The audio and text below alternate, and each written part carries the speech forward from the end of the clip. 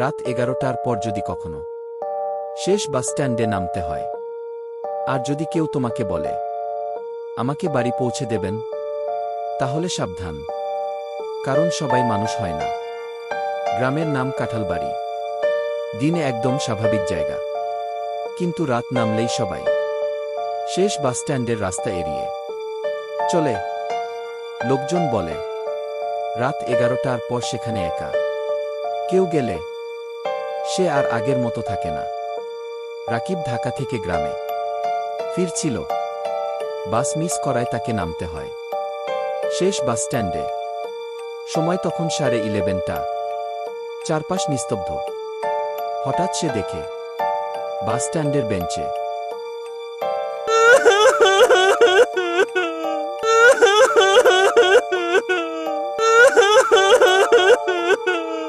বেঞ্চে একটা মেয়ে বসে কাঁদছে।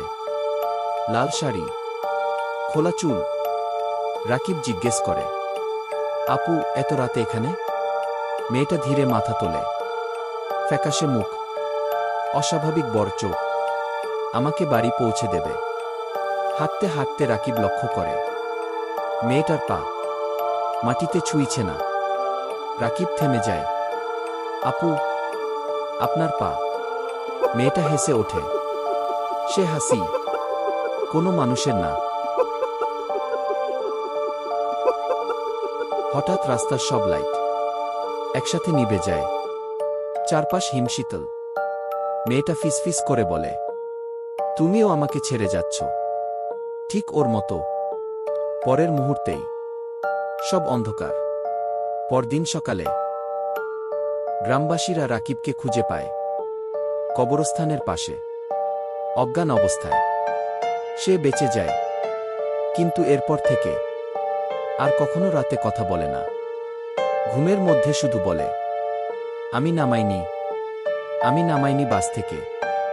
গ্রামের মানুষ বলে 10 বছর আগে এক বাস ড্রাইভার একটা মেয়েকে শেষ বাস স্ট্যান্ডে নামিয়ে দিয়েছিল।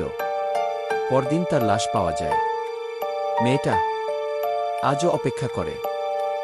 এমন হরর গল্প পেতে চ্যানেলটি সাবস্ক্রাইব করুন।